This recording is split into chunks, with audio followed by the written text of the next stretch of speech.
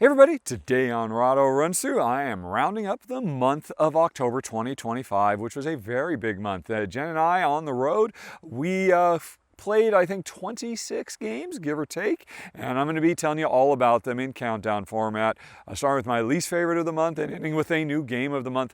Oh my goodness. Froggy throat here early in the morning in this beautiful valley we are camping out in.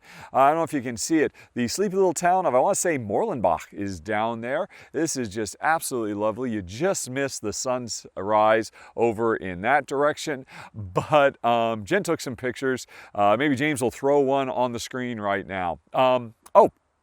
James, who's that? That's James Wood of That Board Game Show, another YouTube board game channel. James is great. His channel is fantastic. And for the last few months, he has been editing these monthly roundups together, making my life a little bit easier. Thank you so much, James. Before we get to the countdown, there's one other thing I should tell you about. Folks, did you know there are all kinds of exclusive videos available to watch if you back the show at patreon.com/Rahdo or here on the YouTube channel as a member? Well, let me just give you a quick rundown in case you missed out. And actually, sometimes I do this rundown for people who actually do back but maybe missed a thing or two and they don't want to, because in October we had a bunch of exclusives. There is gameplay footage right now you could be watching of Tales of Arthurian Knights, Covenant, Bohemians, what are the other two? Antiques, and Olivia.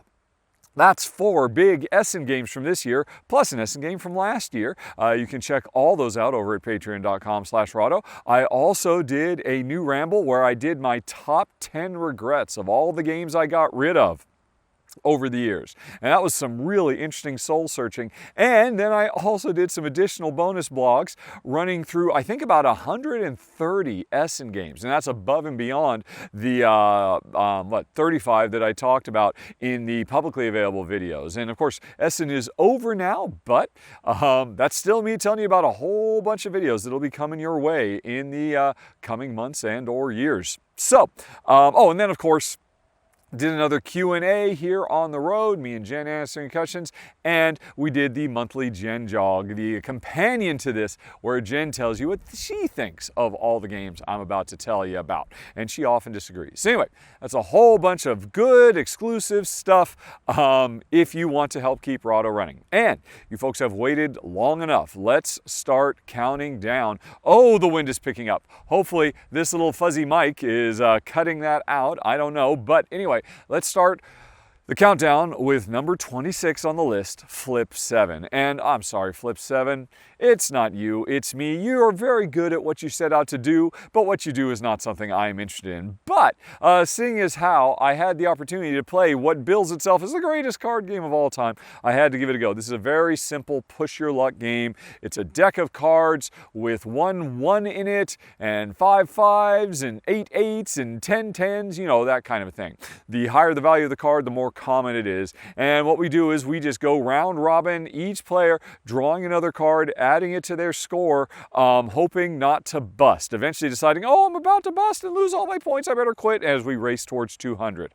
The thing is, oh, I drew a 10, that's great, that's going to be close to a 200. It comes back around, should I draw again? Here's what causes you to bust. If you draw another 10, if you draw another card that you've already drawn, you'll lose all your progress. So if you draw a 2 or a 3, you know you're not going to bust, because there's only 2 2s in the entire deck. But if you draw an 8 or a 9, well, you know what? There are 7 other 8s. There are 8 other 9s in there, and you're much more likely to bust. So, it's all about risk, risk, risk. There's also a handful of cards that do various and sundry bonus actions, like, pick a player and force them to draw 3 extra cards and probably force them to bust. It's fine. I could certainly see how it would make sense in kind of a partyish atmosphere to have a whole bunch of people around the table drawing cards and shouting and whooping and hollering. But yeah, really not my cup of tea, which is why it comes in at the bottom of the list. Number 26, Flip 7. Then there is number 25, Gem. This is a game that I've had on my shelf for years. It's part of the I forget what it's called, a very popular, back in the day, and I think it's still running, series of games where all the games are basically a small deck of cards in what is the size of like a a chewing gum pack. And it's very, very clever packaging. They've got a whole bunch of them. These are two of the original ones that I played this month that I've just had forever. Gem is basically a fairly cutthroat once-around auction where everybody has 3 cards that represent 1, 2, and 3 coins that they can bid. And everybody, decides, I make my bid, then you decide to raise me or not, and we're bidding on gems that were drawn randomly. If you win one of these gems, which are worth points, the gems come in exhausted, face down. And then, the round is over. Everybody got some gems, and you're bidding to get first dibs because you're trying to do set collection. Whoever has the most of a given type of gem will score points at the end of the game. And I forget, there's 5 or 6 different types of gems of varying values. So the interesting thing is, once a round is over, you get your money back. You refresh your 3 coins, so for the next round, more gems are going to come out. You're going to be able to bid, up to 6, 3 plus 2 plus 1, up to 6. But the thing is, the gems you got in the previous round, you can spend them to win in the next round as well. But the thing is, the gems, like I said, they come exhausted. So those coins you've got, you can either use them to bid on future gems to try to set collect, or you can spend them to re-energize the gems you've already won. Because once you've done that, then they can count towards your final score. But if you're spending your money on that, you're not necessarily getting first dibs on the gems you want to bid.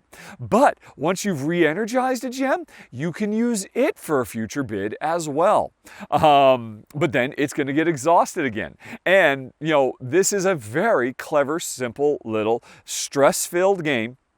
And it works nice. It's pretty, it's smart. My only problem with it is it's, as a 2-player game, incredibly cutthroat. It's, because there's only one other person that you're competing with for the majorities. Well, I'm going to get half the majorities, you're going to get half the majorities, and it comes down to whoever, did better at managing that. I think I would enjoy it more at a higher player count, quite frankly, where there's just a little bit more going on and there's more than just you and me going at each other, trying to outwit each other. It's clever. I liked it, but I don't think I particularly want to play it again as a 2-player game. As a high player, I might give it a go. And again, the packaging of these things is absolutely brilliant. I don't know what James is even going to put on screen. These are so old. I don't think there's any videos. I think maybe it was there. Anyway, if he put up screenshots or video of it, you can see what it looks like. Number 25, Gem. Then there was number 24, 12 Rivers. Now this was a very hot game at Essen Spiel. It sold out. I think it also sold out at Gen Con a few months ago. Hot game. Was very excited about it because of the form factor. It's very, very cool looking. The board is slanted at an angle, and up at the top of the board there are 12, the open mouths of 12 rivers that we put random marbles in, and then they're behind a dam. And then what we're going to do is every round we're going to lift that dam up, and all those marbles are going to trickle down from the 12 rivers up top all the way down to a basin down at the bottom next to a village.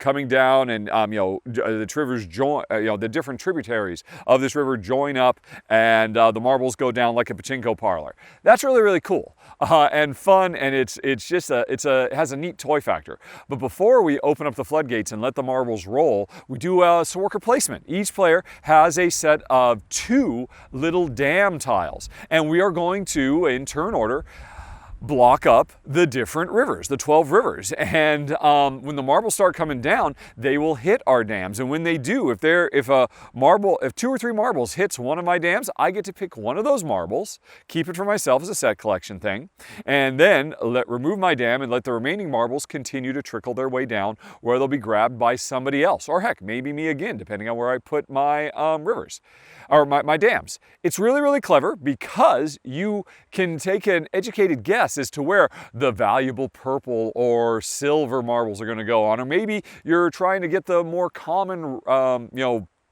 green or blue ones, because another thing we can do is we don't have to put our little dams on the rivers to try to catch the marbles. We can put them in the town, because that means we will be grabbing villagers from the town who want different colored marbles, and will give you different powers and whatnot when you achieve their goals. So every round you only have 2 to place. And you got to decide, am I going to be trying to grab those marbles? And then hopefully the marbles will bounce around. Or maybe I want to grab that marble and hey, I've set myself up. I know it's going to come my way, but then somebody else puts a dam a little bit higher up on the river and suddenly, oh, boom, I'm not going to get that marble I so desperately needed to fulfill the order of the villager that I grabbed last round because I took a pause on getting marbles to grab that villager. Anyway, it's a clever game. Definitely going to be better with more because there's more, to figure out with more people blocking up the different rivers and all of that. It means also the more players, the more marbles come down, which is just fun. So there's a lot of neat stuff here. Lots of interesting decisions. Oh, and one more thing. Peppered all over the mountain where we're putting our dams are little forest spirits. If you go to certain spots, you can grab them and they will give you different powers as well. And I mention we have a finite amount of resources, these cards that give us all kinds of special powers. We either use them to use their special powers to manipulate the board, or we spend them as money to place our dams higher and higher up so we get better chance at first dibs of what we want. Anyway, I think that describes everything. It's got a lot of neat ideas, cool form, fun factor with the marbles coming down and all of that.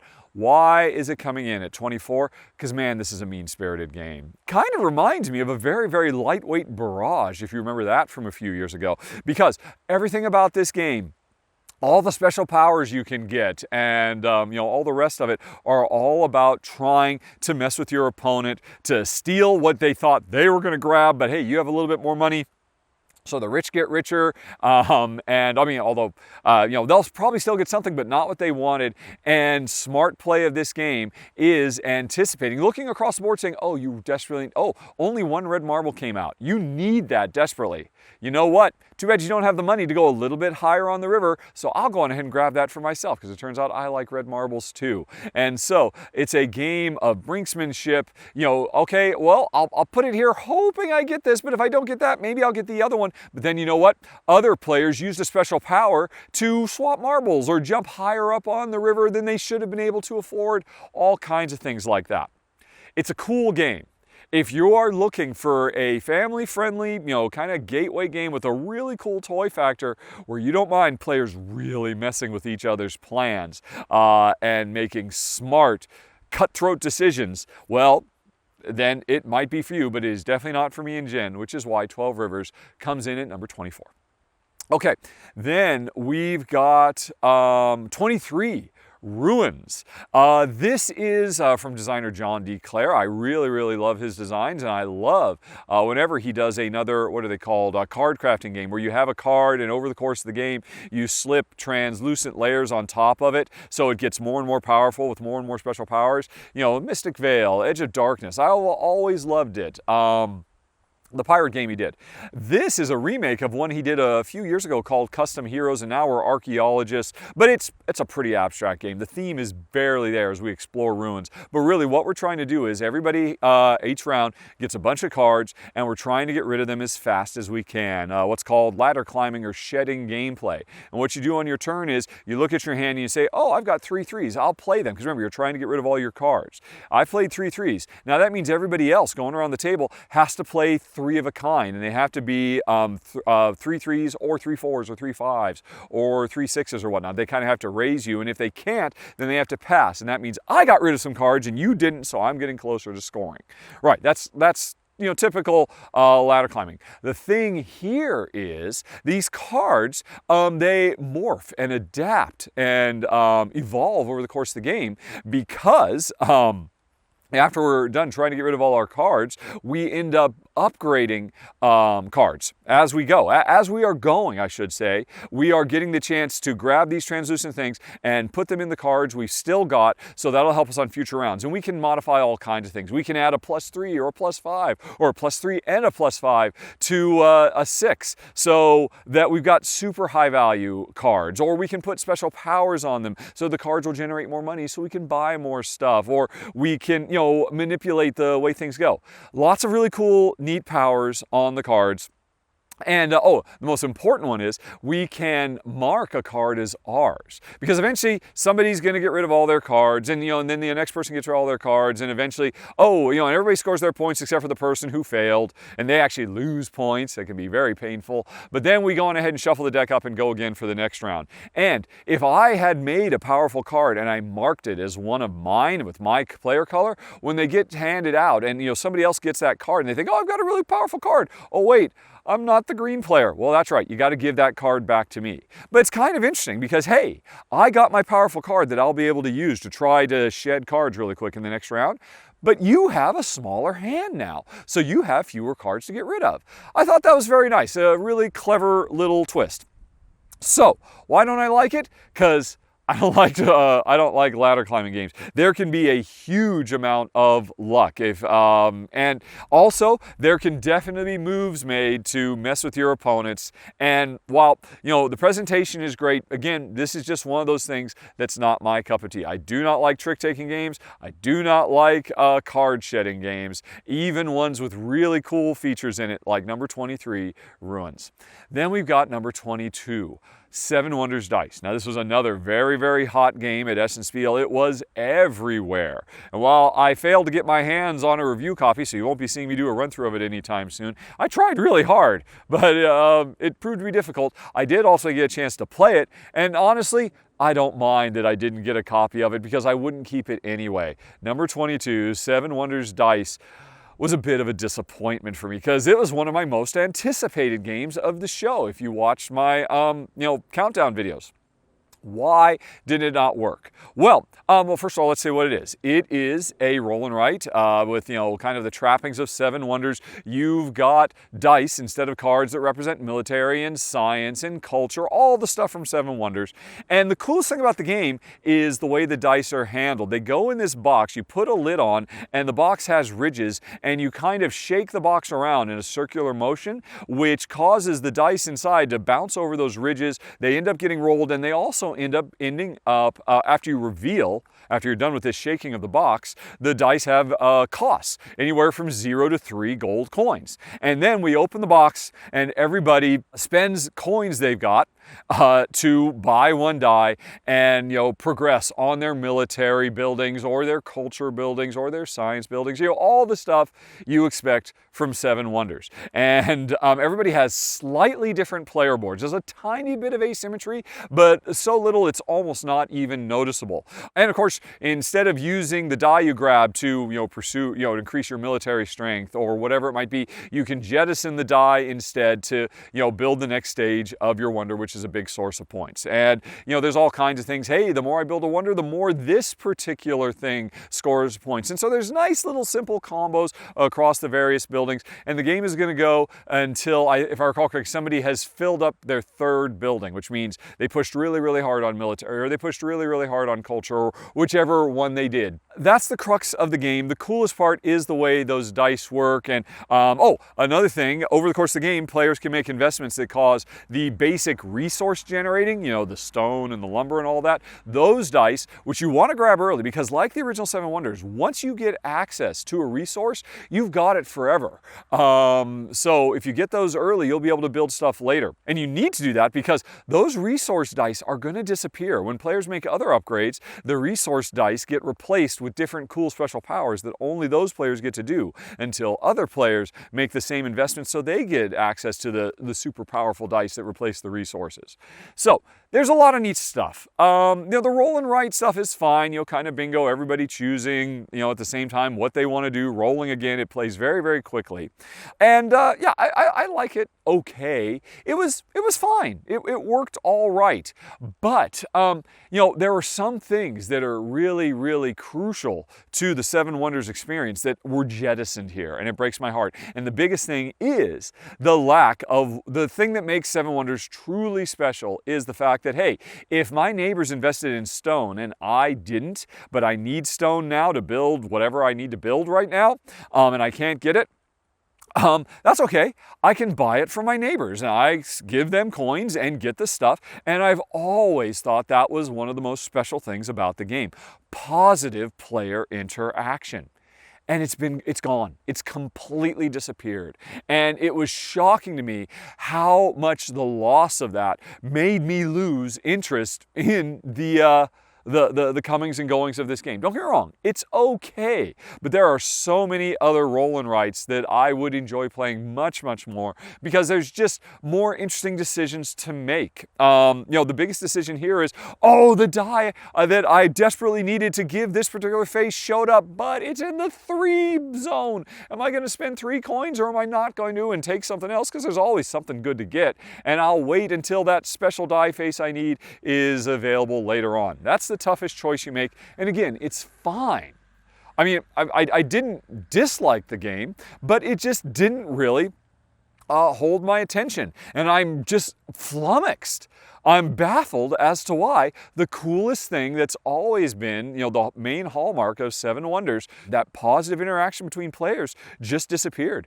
Actually, it's interesting. They made the negative interaction, the military, a bit nastier than it ever was before. It's still, hey, I'm trying to increase my military to my left and my right to attack my opponent to the left or the right and score points off them. But now my neighbors can invest in defense, which denies me the chance to score points. So it's one of those cases where, oh, the attack is not the nasty thing. It's players defending themselves from the attack that's actually more of the, hey, you defending yourself is just preventing me from getting points that don't hurt you anyway. So, I don't know. It was fine. It's just fine. I'm sure some people will really like it. I mean, if you wanted to play it with me, I'd do it. But before you did, I'd try to talk you into something where there's a little bit more interesting than just the occasional tough, ooh, I don't know if I want to pay that much. I'm really kind of bummed because, like I said, I love Seven Wonders. And I could have loved this one too if it had stayed a little bit more true to the original and maybe had a little bit more variety. There's just a set number of player boards, and they're 95% the same. If there had been more big swings where, wow, your civilization feels radically different than mine, maybe that would have helped too. It's fine. It's number 22. Seven Wonders Dice. Okay, then we move on to number 21, Origin Story. Now, I did a sponsored run-through of this, when it first came out for pre-order from Stonemaier Games, and there's a lot I love here. I love the art. I love the subject matter. This is a trick-taking game where you are telling the origin story of a superhero. You play through several rounds. And every round you get a new card that could either be an arch villain of yours, or part of your background, or how you got your powers, or additional powers, or a sidekick. All these cool superhero tropes. Every round we're going to get another card and apply it to our ever-growing origin story, and we're going to get these energy tokens that, and then we're going to, get dealt a bunch of cards and play through a quick round of trick-taking. High cards of the lead suit. If you can't follow, you can play something. If you play trump, you beat the lead suit. All the standard trick-taking stuff. But all those powers that, that represent the origin story of our superhero, that we're getting, we can activate those to do so many wild and crazy game-changing effects. I have not seen a trick taker with a bigger, broader range of just amazing things that go on. If you want to see it in action, you can watch my run through. There's a link for it down in the show notes. I put links for everything down in the show notes today. Even if it's a game I haven't covered, if there's somebody else that's covered, I've got a link for their videos. And by the way, James is putting special thanks to all the, because I played a lot of games that I'm not covering this month, folks. But James is putting the thanks, and I'm putting the links for those videos from other channels down in the show notes. If there are no videos, I think that might be the case once or twice. I'm putting a link for Board Game Geek. So for all of these games, you can learn more about them down in the show notes. You can also jump around from game to game. If I'm talking about something you don't particularly like, with the chapter system in YouTube. Sorry. Anyway, I'm talking about Origin Story. You can go watch my run through and see some of those big game-changing powers in play. I like this game a lot, considering the fact that I hate trick-taking games. Trick-taking is one of my least favorite mechanisms because to me, it always feels very, very nasty and aggressive. I'm doing everything I can to try to outwit you, to try to stymie your progress and ruin your plans over and over and over and over and over again. And yeah, I just don't like it.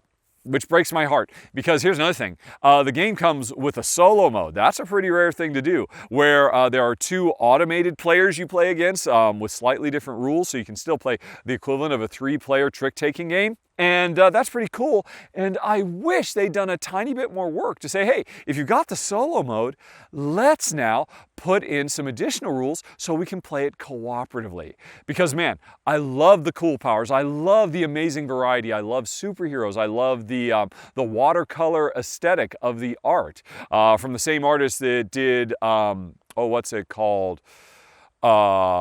Not the Dragon Wingspan, which I can't think of. Drakespan? What was it called? Wormspan. The art was great there. It's great here. I love superheroes, and I love the incredible range. I mean, it's rare you see such wildly varying powers. I mean, I'm reminded of something like, Elysium, or all-time great card games. Glory to Rome. That level of variety is in this game. So if you love superheroes and trick-taking games, you need to try it out. If this game ever gets a co-op mode, which it's so close, all the work was done to make it a good solo, I don't think it'd be hard to turn into a good co-op. Man, I will be back there with bells on. But as it is, because I just don't like trick-taking, Origin Story comes in at number 21. Then we go on to number 20, Similo. Or is it Simlio? Similo or Simlio? This is a popular series of deduction games where it's basically a deck of colorful cards based on some subject matter like Lord of the Rings, or every year there's a new one that's based on board games that have come out that year. And that's one of the ones I played. I played I think the 2024, the 2023 version of Simlo. And the way it works is you draw a bunch of cards, you put them out in a grid, and then there's a clue giver who draws another card. They look at that card, or they look at a thing that says, hey, in the grid of 4x4, there's one card that can't be taken. All the other cards, the other 15 cards, have to be eliminated, and everybody wins cooperatively if the other 15 cards are eliminated and the important one stays, right? That's the trick. And what that player does to give clues to everybody else, because this is a cooperative game along the lines of, Mysterium or something like that, is they play a card from their hand, and all they can do is they can indicate whether the card they just played is like the one that needs to remain or is not like the one that needs to remain. That's it. And then everybody else has to talk and figure out, right, okay, well, there's some sky in that, and there's these 3 over here, and it's not like the one that remains. So, okay, well, if we think they're talking about the sky, then the one that needs to remain doesn't have any sky, or does have sky. And okay, well, and now we have to pick one. We have to pick cards to get rid of. And the thing is, things ramp up as we have to get rid of more and more cards. And, the clue giver has to give more and more clues, and we're paying attention to the previous clues, the most recent clue. It works. It works great. It's a really sharp little design, and I enjoyed it. Now, playing it made me think that, well, you know what? It's neat, but honestly, I'd rather be playing Mysterium. I'd rather be playing a bigger, more rich and elaborate game with, more powers and more personalized messages and whatnot. But I thought this was very good, and I can see why they keep putting out new versions every year. Honestly, I wouldn't mind owning a copy just in case I'm ever in a situation where I could use this. But, I did not get a chance to play as the clue giver, but man, it seems like coming up with clues for this game would be really, really challenging. I like games like this that, again, I love Mysterium. Mysterium is one of my all-time faves. There's Mysterium Park, and there are other games that do this kind of thing with just a little bit more going on. This is a great introduction to this kind of party-style atmosphere. I wouldn't turn down a game, but I don't think I necessarily need to own number 20, Similo. Then we got number 19, Journeys Afar. Now, I did a sponsored run-through of this. I believe it's still crowdfunding right now. And, man, if you like grand narrative adventure games, this is definitely one to check out. What did I say about it? I think I said that, it's a great introduction or gateway to that style of game because it is incredibly fast, incredibly polished, incredibly easy to set up, and yet it's still very, very deep with really rich, fun, evocative narrative storytelling. Every time you play, you pick a character. That character comes with their own personal world they come from, their own goals, their own storylines. Each character has several different storylines they could play through, and you set up the world, and this is a world where you can jump into portals and you can leave your world behind and jump into mine and start exploring all the unique facets of mine. I could jump into yours. There are characters who move from world to world we're trying to chase down. There's threats we're trying to fight. Each world has its own cool, special, unique rules that makes you desperately want to come over to my world and I want to go to visit yours. And all of it's driven by very simple action point system that you level up your character, getting all kinds of cool, neat powers, and you get to do more actions round after round as you play through a series of personal quests that define a very satisfying narrative arc for your character. And everybody has wildly different stories they're playing, wildly different powers, and wildly different worlds. Every time you play, you're going to pick 2 or 3 characters or 4, depending on the number of players, and that combination of worlds and characters is going to combine with each other. Hey, this world generates stuff this other world needs. Really fun world building. And the best part about the game is if you like fun narrative choices at the end of every turn, after you've spent your 6 or 7 or 8 action points moving around, interacting with the world, jumping from portal to portal, completing quests, fighting bad guys, at the end of every turn, a card is drawn and one of your opponents reads you a little story snippet and you have to make tough choices about saving people, waylaying people, the game comes with a huge deck of these cards. Well, actually, I should say, if you're playing with 3 different worlds, there's going to be 3. That's another thing that gets brought in uniquely every time. The different players bring in different worlds, and those worlds bring in different cool little narrative decision interstitial cards that you get to do every single round. And I think that's probably the thing that makes the game really, really compelling is, a lot of these games, hey, you do a lot of stuff, you slowly work your way up the, leveling up and trying to get where you're going, and then finally, 3 turns, you get to do a quick story snippet, right? Or make a fun choice. You get to do it non-stop in this game. It is a very bountiful, fun, colorful, evocative narrative journey that you are on, racing as fast as you can to score legendary points faster than your opponents. Everything about this game is top class. This has got to be one of the best of this style of game I've ever played. Now, it comes in on the lower end for me because one of the things you do is, a lot of the choices you have to make and whatnot are rolling dice. And I'm just not a fan of roll to resolve. Now, the nice thing about this game is, though, you'll almost never fail at these because it's just kind of like a little, I talked about this years ago. I kind of liken it to salt. Salt is a thing you can put on your meal just to sharpen it up and add a little bit of juice. Too much salt can be, it's a bit overwhelming. And for me, there was a bit more dice rolling in this game than I would like. But a lot of people love dice rolling and making those tough choices because, you're always going to roll a die or 2 or 3, depending on your strength level, if you're testing your wisdom that you've leveled up or whatever it is to complete the objective you're trying to do.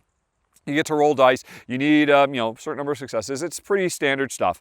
But you can spend your effort cubes. So you spend your effort cubes to either move around or interact or do stuff. But if you save some effort cubes, you can put those into the dice roll, which means you roll more dice. And you'll pretty much almost never fail at these rolls. It's just, you'll have to make a decision about how much more you want to commit to the roll before you make the roll.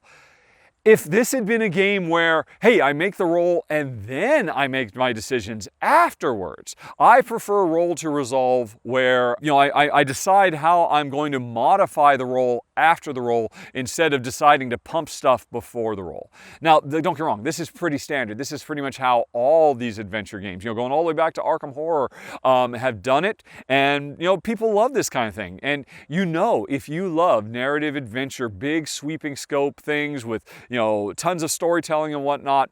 If you like dice, you're going to like this game and you should totally check it out. Me, I would have liked a little bit more deterministic, a little bit less dice rolling, which is why it comes in at, what was I? Oh, number 19 on the list. But it's still, both Jen and I had a great time. The love that has gone into the development of this game from designer Travis Chance. He designed it with his daughter. Man, this is such a wonderful game for families or for people who just love narrative adventure games. Number 19, Journeys Afar. Still crowdfunding right now. Okay, then we move on to number 18, Slime Artist. This was a game that my wife picked up at Essen Spiel. She saw it, she had to have it. It was her, I didn't really know anything about it, but when she saw how it worked, she fell in love with it. What is it? This is a game where everybody gets a secret concept that they have to communicate. Basically at the beginning of a round, you draw a card. I forget, there's 5 or 6 different concepts. Like, they could be physical things like trees or hamburgers or whatever, but they can also be more ethereal ideas like justice or frustration. There's a combination of things that are on this list. And everybody draws a card, it has a number on it, they look at the number and say, oh, I got frustration. Right.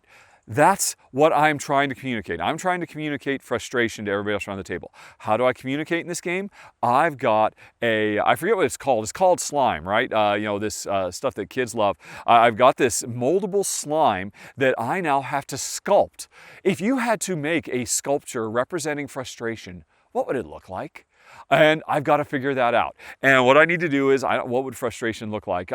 Maybe I would lay it out flat and I'd try to make a little pictogram that represents frustration. Or maybe man, that's a tough one. How would you sculpt frustration? Well, everybody starts sculpting at the same time because everybody's got their own little idea they're trying to communicate to everybody.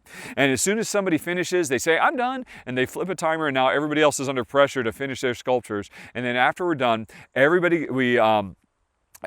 one after another says, okay, look at that sculpture, and then look at the list of 5 or 6, and everybody reveals at the same time what they think the sculpture represents. Does it represent frustration? Does it represent contemplation? Does it represent hesitation? Whatever. And if people guess correctly what you sculpted, you get a point and they get a point. But the interesting thing is, what you want to do, you don't want to be perfect, because what you want to do is say, hey, you know what? Only one person guessed correctly what mine is, because then that means only one of my opponents scores a point, but I score 2 points. If I made something that one person can figure out but nobody else does, then that's maximum for me. So you want to make a good sculpture, but you want to be a little vague. And that's clever. That's kind of harkening back to Dixit style scoring. But the real fun factor of this game is trying to come up with, as quick as you can, sculptures and then actually sculpt them by hand. It's lovely. It is silly. And my wife loves it. And I don't know, this is not my kind of thing. I'm generally not much of a party gamer, but yeah, I wouldn't turn it down. It can be very challenging. I'm still racking my brain. Somebody down in the, you can see on screen, what the components look like, right? I'm not sure if there is a video of this. It might just be showing you a picture of the box art. But what would you do? What would your sculptural representation of frustration be? I can't think of one, but you only have a few seconds to do it. It's a neat little clever game. Fun, silly party stuff. Not my bag, but a very good example of, that kind of thing. And yeah, I've played a lot of these, Just One and Dixit, of these sorts of games over the years. But one where you're actually doing real sculpture, well, for my wife, who is an actual artist, it spoke to her on a deep level. She loved it. I like it. It's number 18 on the list, Slime Artist. Then we got number 17, Shh. Okay, this is another one of those Pack of games. I mentioned another one earlier that we played, Gem. This one I liked quite a bit more. This is a cooperative word game where, as part of setup, we lay out all the vowels and some pass cards. Number of pass cards equal to number of players. And then we divide all the consonants of the alphabet. All 26 letters represent, A through Z. We divide them amongst players. And then we start playing. And I look at the cards that are in my hand, and I play a card that represents, I play a Z, because we're trying to get rid of all our consonants. If we can, as a group, get rid of all our consonants, we win. So I play a Z, hoping, I know out there is the B and the R, and we can see the E and the A because the vowels did not get dealt out. They're just put out in the middle of the table. And now I played a Z. It's your turn. And you look at your hand and you see that, oh, hey, you've got the B, but you can't play the B because if we want to spell zebra, obviously that's the word I thought of. It's probably the word you thought of too if you think of a Z word. You got to play the E. So on your turn, you can play the E, right?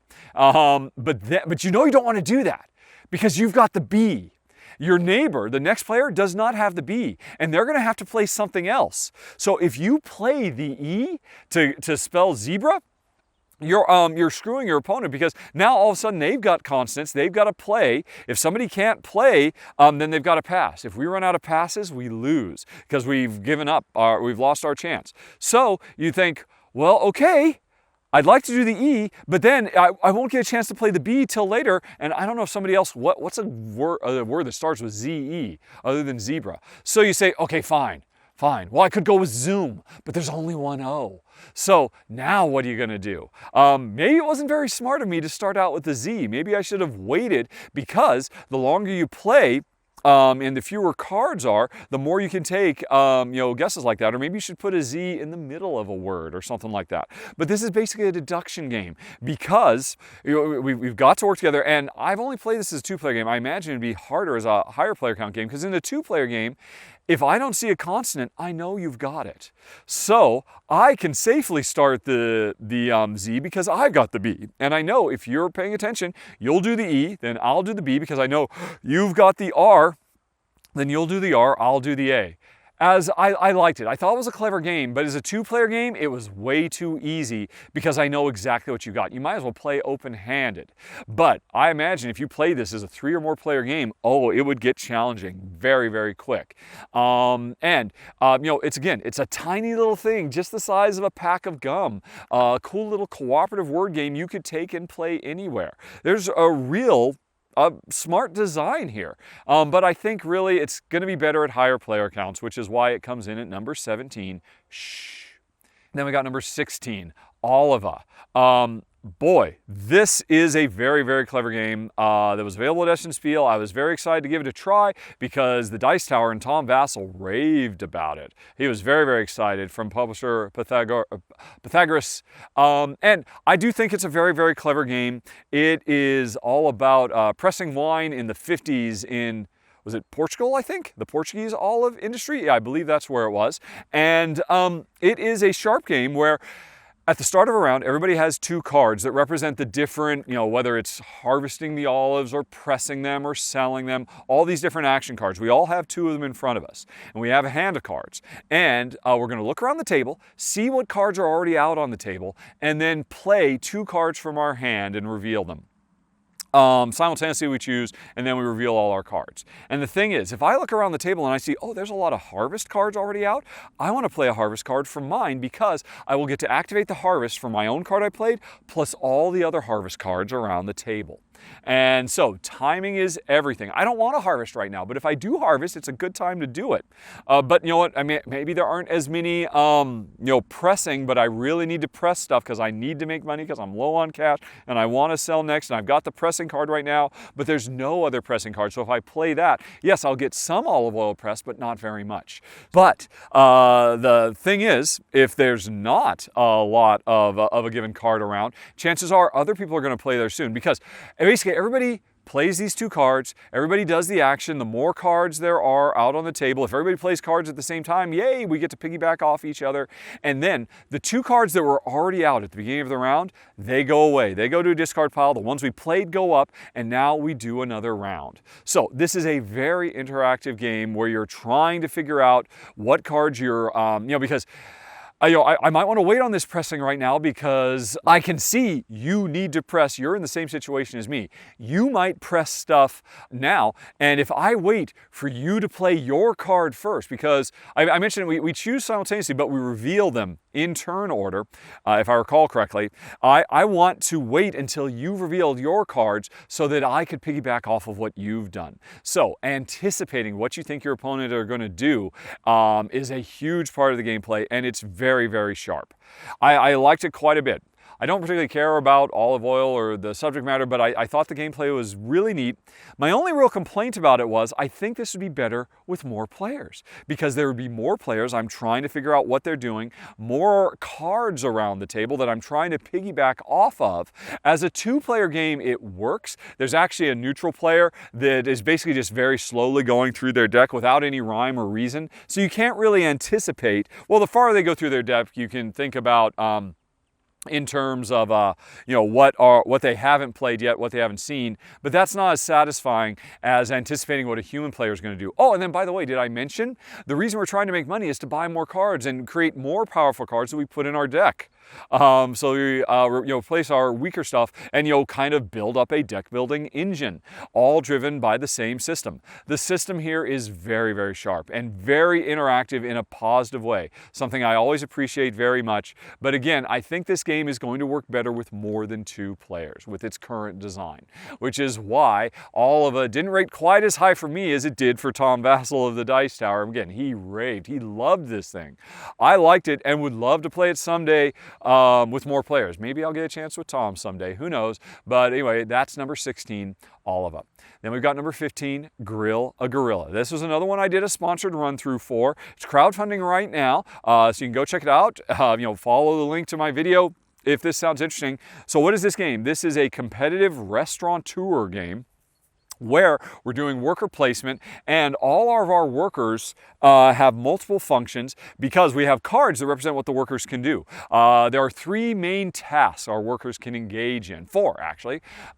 Cooking the food, greeting the guests, serving the food, or going to the local market to get the resources we need to complete all those other things.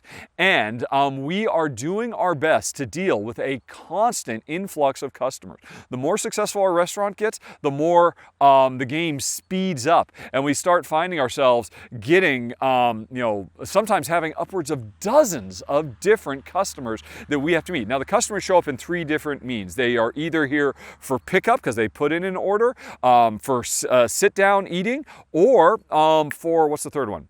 Home delivery. They just ordered online and we need to deliver it to their homes. And our 3 types of workers can each do 2 of those actions. The greeters could either give the food to the pickup, or they could seat the people. The servers could either serve the people who've been seated by the greeter, or they could make deliveries, etc.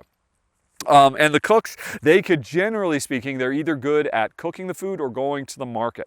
Although here's the thing, all the workers have a primary thing they're very good at, and they can level up and become stronger, but sometimes you don't need them to do that. I'm desperate to get something from the market, so I'm going to send my person, because they all have secondary things they could do as well. So you can shift up, and you've got a very dynamic workforce that you can use in all kinds of different ways.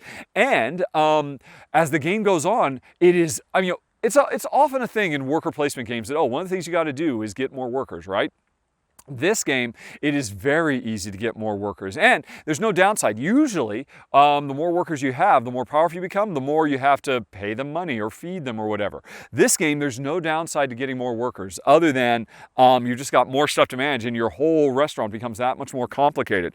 But you need to grab workers. You need to get upgrades as fast as you can because, like I said earlier, as the game goes on and it progresses, it just speeds up. The acceleration and stress and tension this game puts you under, I mentioned in my video when I covered it, this game, it really, if you've seen the, is it FX, the TV show The Bear, which is about running a restaurant, and it shows just how incredibly fast-paced and stress and tension-filled it can be to run a restaurant. This game captures that feeling. And I said in my run-through, do not be fooled. This looks like a cute, charming little family-friendly gateway game. It is not.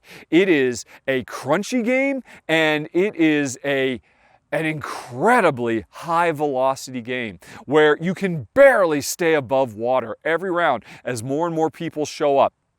And if you can't service them, you start, hemorrhaging points like crazy as you are trying to service them to just keep your head above water.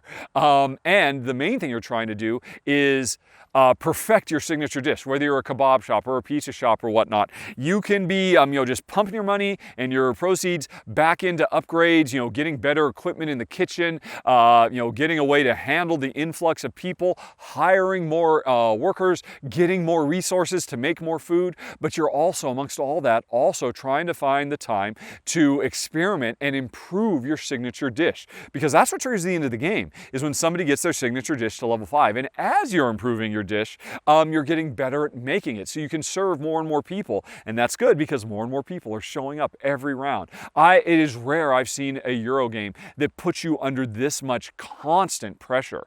And I gotta say, it's really, really cool. Any other month, this would have been in my top 5 of the month. It's just, here in the mid-teens, because I played so many games this month. Jen and I were both very, very impressed. It has a wonderful, charming look, with all the anthropomorphized animals. But the game can be, a vicious experience. Not players being vicious against each other, but the game puts you through a ringer and makes you work so hard. And I really like it quite a bit for that. And if you, like me, like a Euro that makes you work, that really pushes you hard, you definitely want to go check it out. Like I said, it's crowdfunding now, and watch my run through to see the fun factor in full effect. It's a great worker placement game. With the cool upgradable dynamic workers, the incredible sense of velocity. I'm super impressed by number 15, Grill a Gorilla. Grill a Gorilla, or Grill a Gorilla. Okay, then we go on to number 14, Antiques. It's another game from Pythagoras that I covered as part of an exclusive for backers of the channel if you want to go see my run through. And I like this game a lot. This is a set collection game, where we are, the first thing we do, or we do one of 3 things in a round. Main thing we do is we go to an auction block and collect different pieces of art represented by these cool little wooden blocks. There's a grid of art pieces. You pick a row or a column and grab everything in that row or column. And then you have to store them in your warehouses. You've got 3 of them. If you put them in your biggest warehouse, you also get a really cool special power. If you put them in your medium-sized warehouse, you can't store as much there, you get a medium-sized power. Or you can put them in the smallest warehouse where there's very little storage and you get no special power. So you think, oh, well, I'll always put stuff in and get the cool special power. Well, that's the first thing you do. Of the 3 things you do on a turn, you do 1 of 3 things on a turn, you get these things and you store them. Now, the reason we're grabbing these things is we're set collecting, trying to get the right combination of fossils or paintings or sculptures or whatever, because there's a whole bunch of cards on display that represent different collections, or we can put on display in our own gallery, right? And so your turn, after you've collected a few of these things, you're collecting because, right, I really want to grab that 3-point card and put a collection on with 2 fossils and some jewelry and a painting, right? So I've collected all this stuff and I put them in a warehouse. So this turn, instead of collecting more stuff, I'm going to try and put on a collection. So here's the thing. Remember how I was saying, oh, you want to put all your stuff in the biggest warehouse with the biggest special power, right? And there's a bunch of cool special powers you can do. That's cool. But here's the deal. So when now I'm gonna take stuff out of my warehouse and put it on display.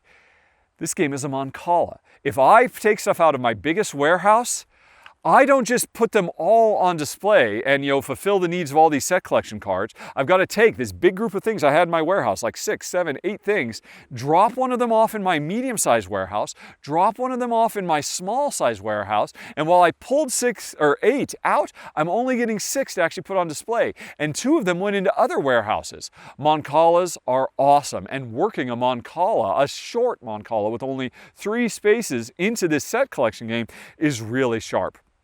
But I'm not done yet. Eventually, I pull the stuff out of the warehouse. I've got the 6, and every step of this way, hey, of these 6 things, okay, I've got that one collection. I've got 3 more things. What am I going to do with them? Okay, I can put this single in a single collection over here. And I got this other single, but now I've got 2 left. 2 that didn't make it into any of these, but I needed to get that one collection. This game is all about trying to be peak efficiency. If you are ever in a situation where, oh, well, I can't put these last 2 on display, then I've got to put them in my archives. And if I don't get them out of my archives by the end of the game, I'm going to lose points. So that's one of the powers you can get, is moving stuff out of the archives back into the warehouses so they go back in the Mancala and you can do more Mancala stuff. So that's the second thing you can do on your turn. You could either collect stuff or you could put them into collections that you display, right? Now here's a third thing. There are museums around the world. These are based on real world museums that are all on display out there, and this is where the big points are. If I've got, remember I said, hey, I did this thing where I've got a collection of these 3 things in this one collection. I've got this double collection over here. If I combine those 2 collections, I could put this whole collection on display at the Guggenheim. And then I could get big points. So my turn could be, first I had to collect the art pieces. Then I converted those art pieces into local collections that are worth a few points. Now I can convert those collections into massive touring things that can go to massive museums and I can get big points. But once again, I've got to get ideally the right stuff, because if the Guggenheim wants 3 fossils and some jewelry, but it doesn't want any paintings. And hey, one of the things I'm going to put in there has paintings. I've wasted the painting. So, and it doesn't go into the archive this time. It's just lost and, and I was inefficient. So this game is 3 levels of simultaneous set collection. First, trying to collect the art pieces to match to make collections. Then trying to make the collections match the international museums. Then I'm also trying to get the right types of museums, because they're set collecting the different locations, because every time you play, there are different, hey, I'm trying to get all from countries that have blue in their flags or something like that. So I'm trying to target the right real-world museums as well. 3 simultaneous nested set collection things with really cool Mancala mechanisms makes this a fantastic game. I gotta say, I think this is publisher Pythagoras' second best design they've ever done. Their best one is still Cafe. I love that, but Antiques is something really, really special. Very challenging game, very crunchy, very thinky, very simple rule set with a lot of depth. Definitely check it out. Number 14 of the month. Antiques. Oh man, it is getting cold out here. I'm gonna pause for a second. Oh, that's much better back in the toasty warm caravan. Although looking out the window, I can see the sun is finally starting to come out. I kept waiting for the sun to come out and warm me up out in that incredibly cold, windy field where my nose was running and my ears were falling off. But okay, I'm just going to finish it up here. All right, because we still got 13 more to go. I think our number 13, Covenant. And now this is from, super hot designer Hermann Mion.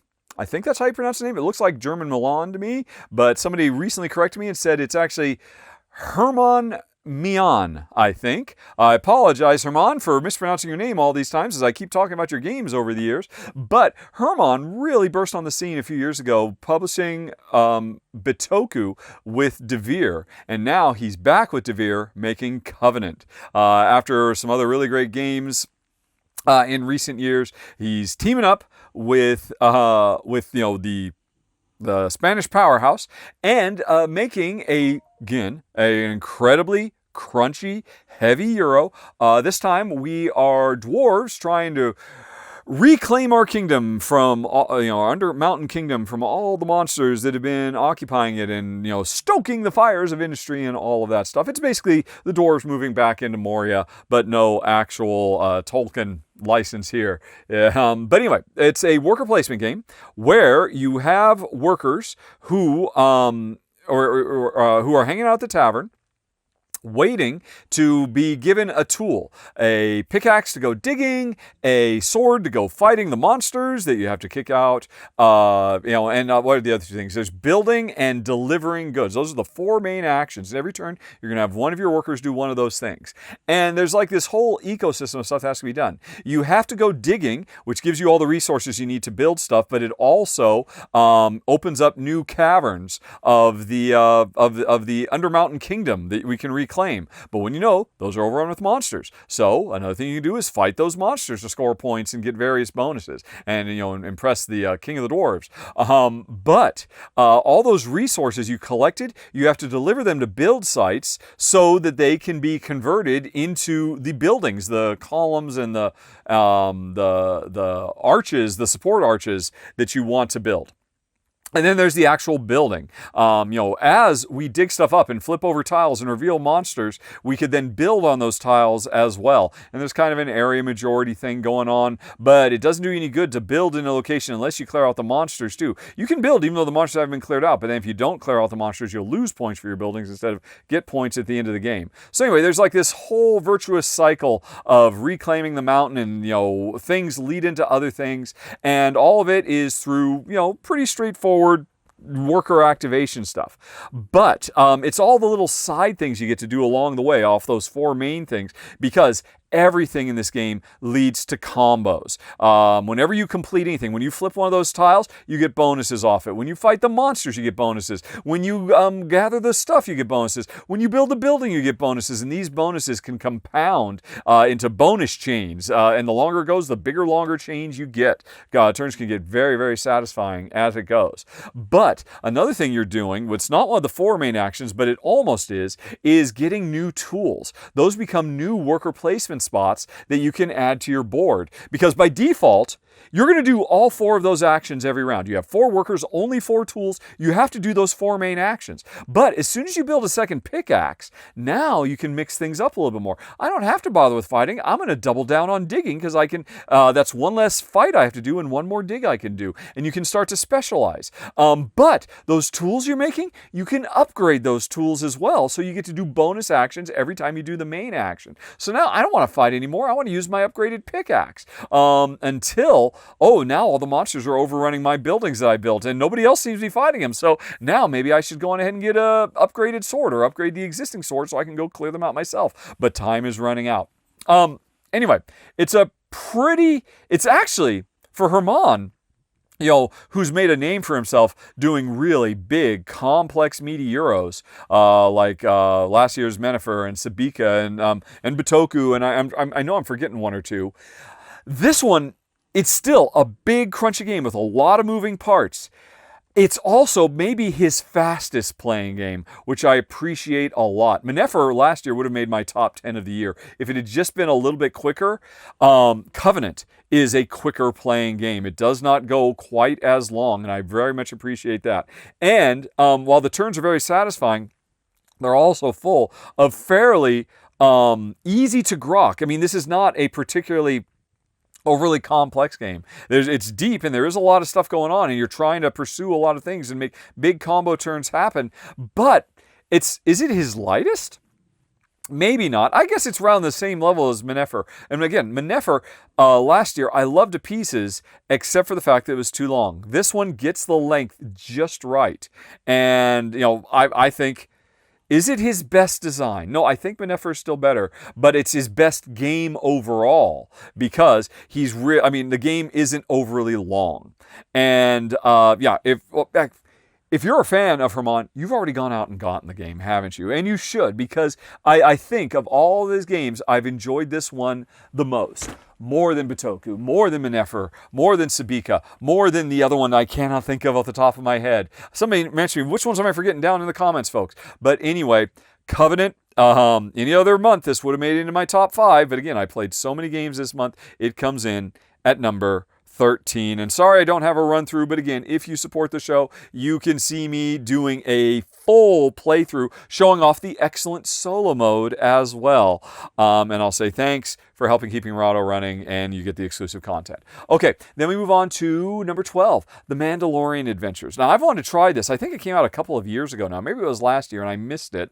But I finally got my hands on a copy. I've finally gotten to play it, and it's great. And this is me, an anti-fan. I do not like the Mandalorian TV show. It's one of my least favorite of the Star Wars TV shows. I've talked about this at great length in various places. I don't need to belabor it here. If somebody wants to know, we can talk about it in the comments down below. But regardless, as much as I don't like the show, I very much like this game, because it is a cooperative adventure game following the the exploits of the Mandalorian. And, going through everything he's done in the first season, with, Baby Yoda or Grogu. And then there's an expansion that covers, I think, the events of the second season. And who knows? Maybe they'll be covering the feature film that's coming soon. I don't really know. Again, I'm not really been following The Mandalorian, but I do like this game. Why? Well, the cooperative adventure, pew pew, laser blasters, shooting bad guys and completing objective stuff is fine, but it's the action selection that really makes it stand out. You've got a hand of cards, and these cards have a number on them that represents the strength, how strong they're going to, and some of the cards have cool special bonus things you get to do. On your turn, you're going to play a card to one of four columns: the movement column, the fighting column, the intel column, and I want to remember what was the fourth one. There's intel, I forget. But anyway, there are four actions you can do, and they are actions that basically translate to moving around, manipulating the bad guys you're trying to fight, actually fighting the guys, interacting with the world is the fourth thing you can do. And so whatever I want to do, I've got to play a card. And if I play a 3 into a slot, I get to move 3 steps, or I get to do 3 points of damage with my attack, or I get to manipulate a bad guy, or uncover hidden objects with a level 3 power. The more powerful the card, the more powerful you are. But here's the thing. Once, I forget the exact number, I want to say it's maybe 5. Once a given column has 5 or maybe it's 6 total power, if you go over that limit, that's when the bad guys get to attack back. So what you want to do is, we want to be playing a lot of low power cards, 1s and 2s. That means we're not doing very much, but it's kind of like we're more sneaking around and not drawing the attention of the bad guys, and they're not fighting back. But sometimes you want to make a really big move and run halfway across the board, and that's, I had already played a 1 and a 2, and now if you play a 3 there, that means after you're done doing your really big, sprint across the field, then all the bad guys are going to strike back, and when they're going to strike back against me because you just ran away from all of them, and now I've got to take all the damage. This is a very clever, puzzly action system that I liked so very much. I was really, really impressed by it. And here's the thing. Jen was too. Jen is not predisposed to like these kind of games at all anymore. We used to play a lot of Gloomhaven back in the day, but my wife has kind of gotten to the point where she just doesn't want to run around killing people anymore, no matter how good the reason is.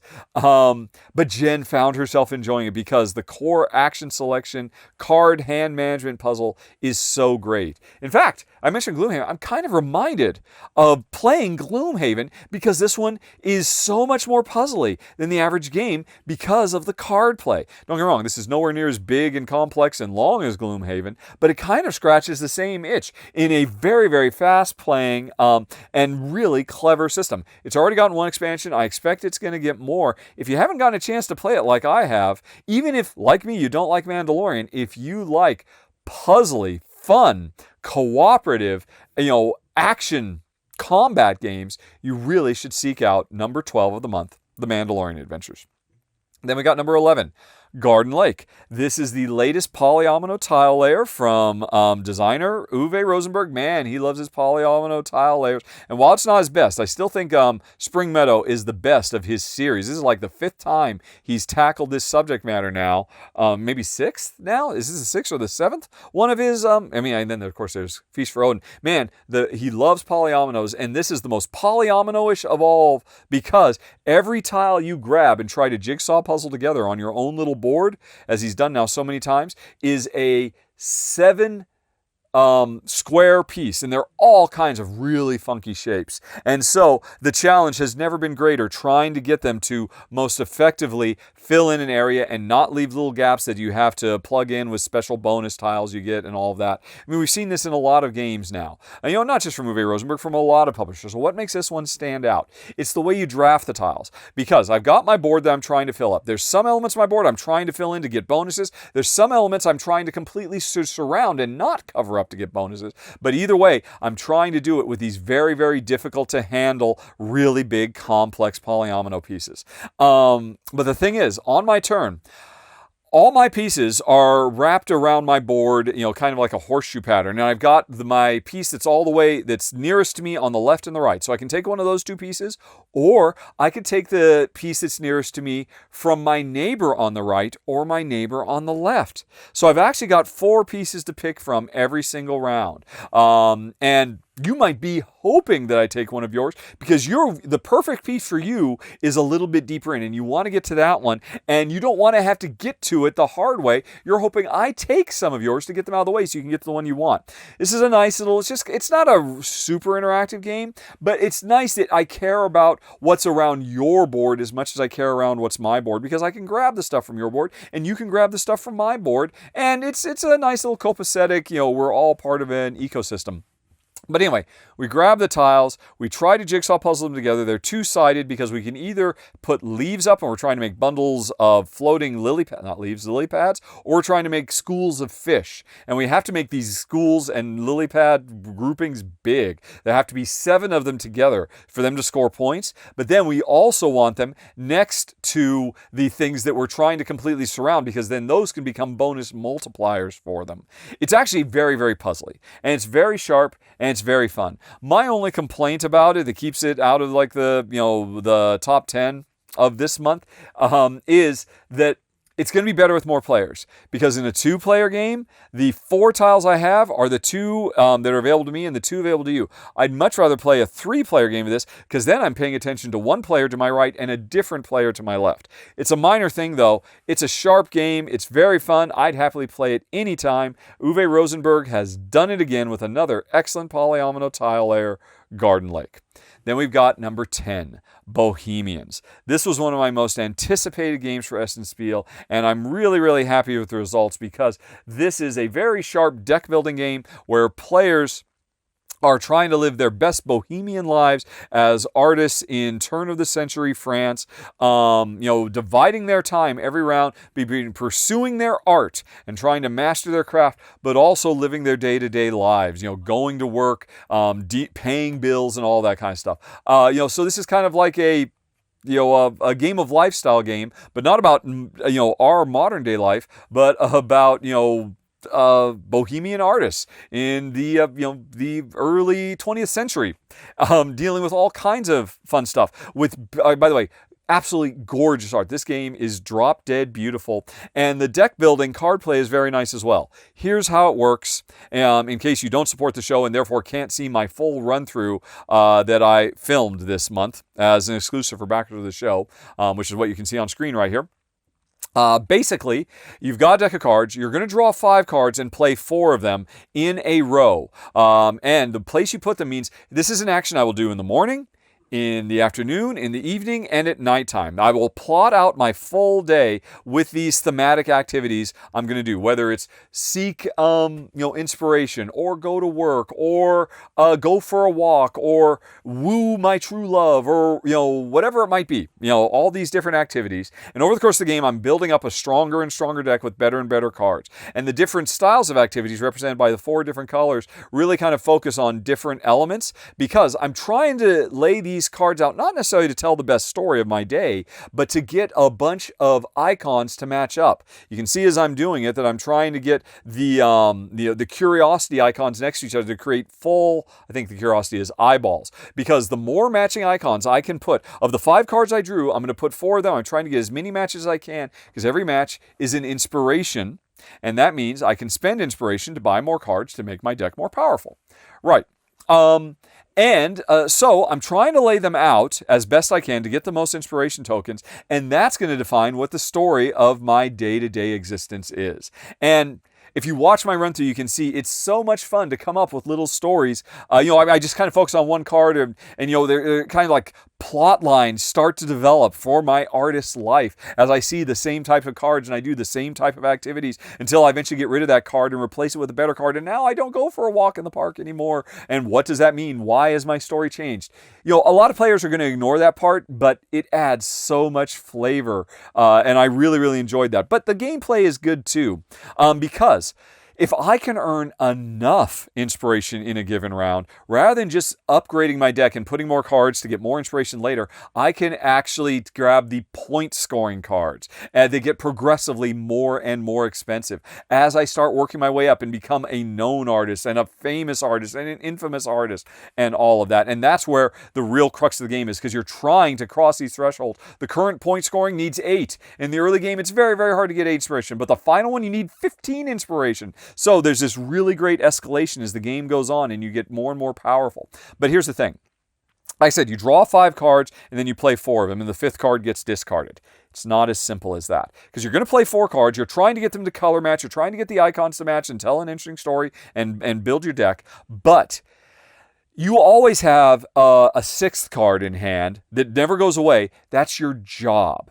If one of the 4 cards you play is not your job, which doesn't do anything for you, it doesn't move you forward, it doesn't inspire you, it's just you're doing your 9 to 5, whether you are a cabaret or I forget what they are, they're all just kind of fairly mundane jobs.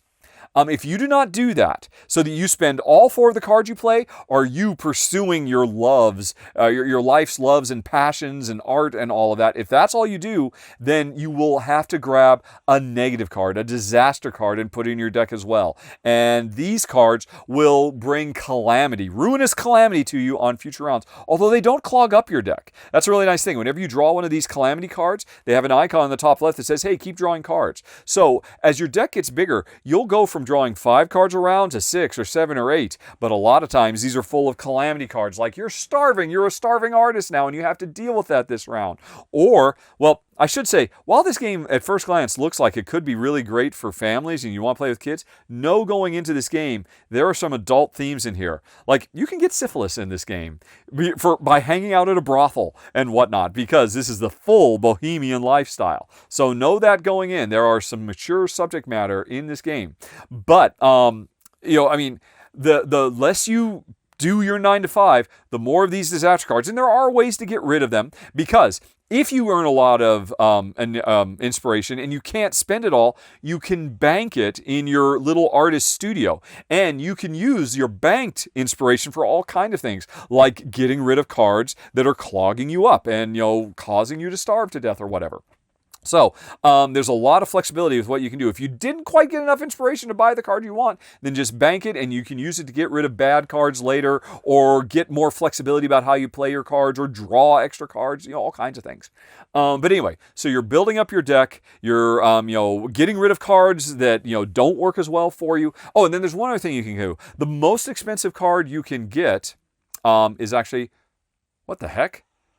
I've got a phone call, folks. I'm going to have to pause for a second and take this call. Well, that was the wrong number, but I figured I'd take the opportunity to come back outside because the sun was beautiful. And then as soon as I get out here into my little stomping grounds here, the sun went away. And now it's going to be cold again. But I'm staying out and we're going to finish this, gosh darn it. So anyway, what was I was talking about Bohemians. And I think I was just about to talk about the most expensive card in the game you can buy. So expensive it really slows down your ability to do the main thing you need to do. But those are your muse cards. People and concepts like solitude. I love that the muse could be being alone, or it could be the moon or something like that. Anyway, these muse cards, when you draw them, they're really powerful because they also don't clog up your deck. When you draw a muse, you get to draw another card. So getting a bunch of muses in your deck is a way to get much bigger hands so you have more flexibility to match icons. But then muses also go into the same slots that your activities go into, and they can supplement them, because you do these activities with people or places or things, the things that inspire you, and they can really start comboing in cool ways as well. And again, they're very expensive because they let you draw additional cards, so you have more flexibility and go through your deck faster. And they're very, very cool. And again, those combined with the actions you're doing ends up creating opportunities to tell fun stories. And that is the cool thing. Every round you get to do that, and as your muses keep coming up, or they keep doing the same activities with you, or they do new and different things, I really, really enjoy that quite a bit. But I also enjoy the icon matching deck building gameplay. Everything about this game is really, really sharp. And yeah, It's one of the best games of the month. It's number 10 in a very, very busy month, Bohemians. Okay, and man, did I mention how pretty it is. Let's move on then to number 9, Railroad Tiles. Now this is a sequel to a very popular series of roll and writes, Railroad Inc., and takes out the rolling and writing and replaces it with tile drafting and tile laying. This is a King Domino style tile. When it's your turn, you can grab a bigger, more valuable collection of tiles to build up your rail lines and your roadways. But that means you're going to go later in turn order in the next round of drafting. But either way, you grab a bunch of tiles, you snap them together to extend your rail lines, to build up towns and all of that.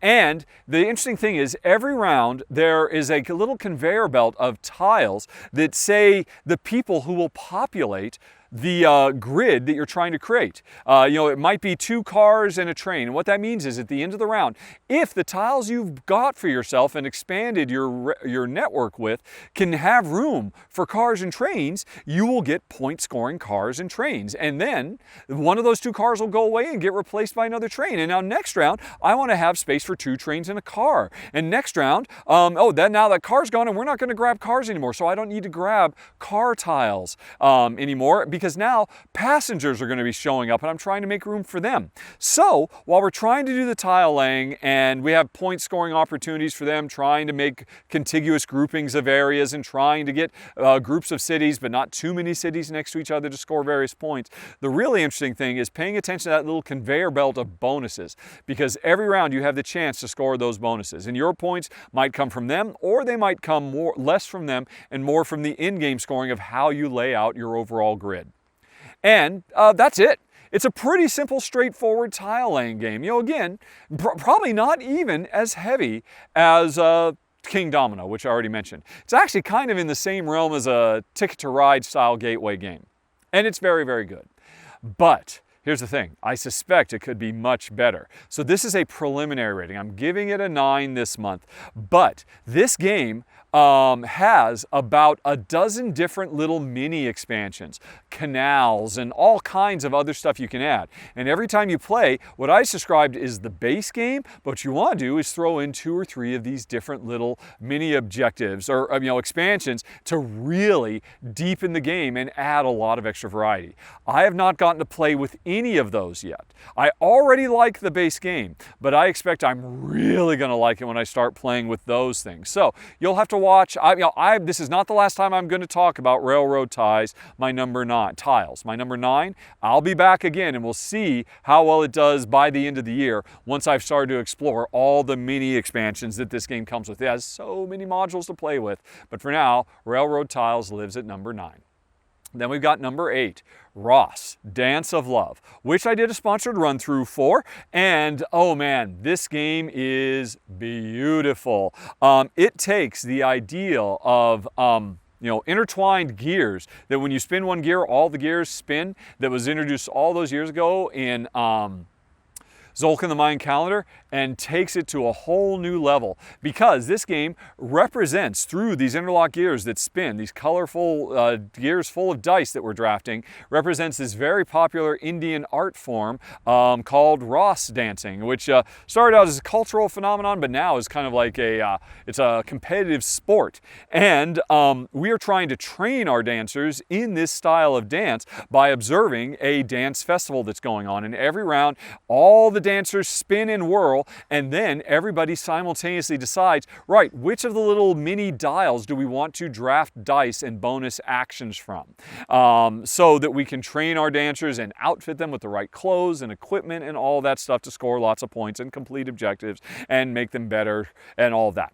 Now, the thing is, we all choose simultaneously which of the various discs we are going to draft from.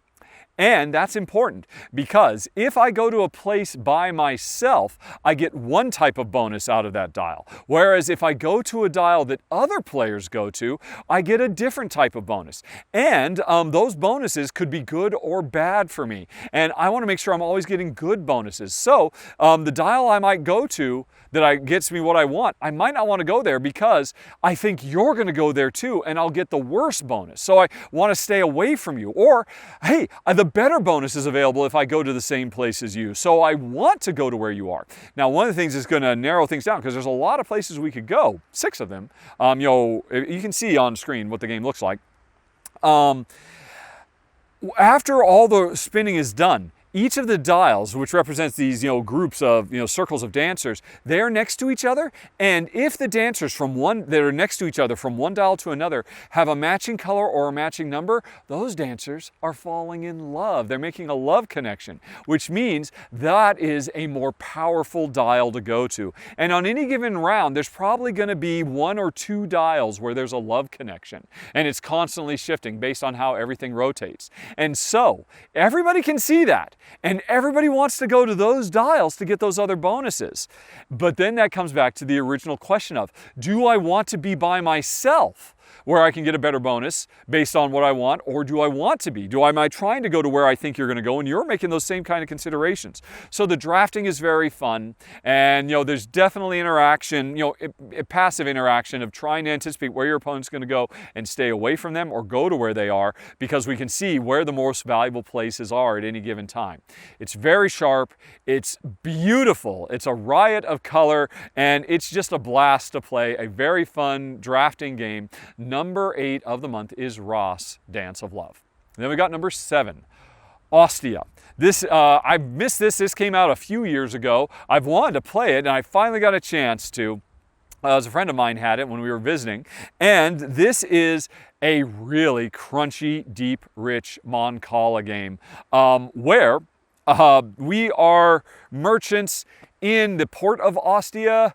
I forget when it is in, you know, in antiquity's time, but the important thing is, you know what a Mon Cala is, right? You grab all the beans from a given depot and then you drop them off, and wherever you drop the last bean off, you know, dropping them off one at a time in a series, going around in a circle, the last place you go, you get to activate that action. But having dropped all those pieces off, you've then created new puzzles to solve. Right, which is the next bowl I'm going to activate? Because I pick things up, I pick up 3 things, that means I'm going to activate the thing 3 steps away from there and program a bunch of future actions. This game does that. It does it very well, but it adds some very cool new things. First of all, not only do you activate where you ultimately end up around the Mon Cala, you activate where you start from. If I'm going to pick up 3 beans, that means I'm going to activate the thing 3 steps away on the Mon Cala, right? But before I do that, I activate the zone where I picked up. And because I picked up 3 things, I get to do a level 3 action there. And the things when you pick up are harvesting, getting the goods you need, stone and lumber and food and stuff like that you need for the actions where you land. So I might harvest a bunch of stone, which I can't use right now to build buildings, because 3 steps away, I'm going to build the boats, which hopefully I've previously harvested a bunch of wood. But now that I've harvested all that stone, I want to make sure I land on that space again so I can use that stone to build buildings. So this is a Mon Cala that really pushed, oh man, it is getting cold. The sun is completely gone. It was going to be so sunny and lovely out there, but it has gotten cold again. But I'm going to stick it through. Anyway, sorry. Sorry. What was I saying? Oh, yeah. The puzzle of this Mon Cala really goes above and beyond what we've seen in other games of this ilk. You know, more so than even Stefan Feld's Trajan, which reintroduced and made popular the idea of Mon Calas. It's a very, very cool game. The Mon Cala is awesome, and you're doing all this stuff to build stuff so you can basically make progress tracks, build ships, move them along to you know, open up trade routes so you can build more buildings at different ports and get more income of resources and you know, pursue objectives and all that kind of stuff. All that stuff is nice and well done, but it's the Mon Cala that's very special. And both Jen and I were very, very impressed with number 7 of the month, Ostia. And now I want to play it with that new Pirates expansion, which looks like it'll bring a healthy dollop of theme. It is a little, it's not abstract, but it's a bit dry, and I can't wait to see Ostia with the expansion. I've really got to get my hands on this game because it's very, very good. Mon Calas are awesome. Number 7, Ostia. Then we've got number 6, Kavango. Oh my goodness, this is a beautiful game about conservationist efforts in the Okavango, trying to rehome animals and protect them from poaching, and rebuild their habitats, and invest in environmental initiatives and all of that to score lots of points with Seven Wonders style card drafting. Where you've got a big hand of cards. I want all these cards, but I can only take one for myself, and then I hand the rest to my neighbor and hope the one I really want will come back around when the hand of cards comes back to me later on. And then, the more cards you play to your own little section of the Okavango, you're basically trying to create a, what do you call it, circle of life. Hey, I need the base food types for the herbivores. The herbivores are needed to have food for the carnivores. The bugs are needed for the small mammals. The small mammals are eaten by the lizards. The lizards are eaten by the big mammals. So every card you play, which are worth points, you can see what you have to have already to be able to make a self-sustaining environment for them. And the game is just an ode to conservancy, because it was designed, and the art was done by a couple of young folks who actually went out and devoted years of their life to doing conservancy in the Okavango, and they were so inspired by the life adventure they had. They came back and they made an excellent drafting game. Now, I should say, Jen and I played this, both the base game, and then we did a sponsored run-through of the new expansion, the Lodges expansion, that's crowdfunding right now. And here's the thing. A lot of people loved Okavango when it came out, and there was one big complaint everybody had. Players get this big, what is it? I think it's a 21 size grid, 3x7 grid that you play your cards to. And in the original Okavango, there was so much depth and objectives that are constantly shifting, and such a huge variety of animals and really strong thematic stuff. But people didn't like the fact that it didn't matter. There was no, what do you call it?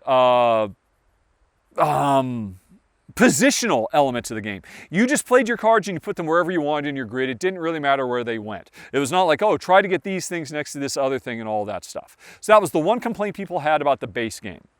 Here's the deal. The Lodges expansion really blows up the depth of the game, because now, not only are you trying to complete a different set of round objectives every round, and your own personal end game objectives that you're trying to build over the course of the game, and then plus on top of that, every single card you get in your hand is a potential objective, because you need to get the right combinations of cards so that you can create the circle of life. So there's already tons of objectives. Now there's new ones, because you get these lodges, and if you can score big points off of them if you get the right types of animals next to each other.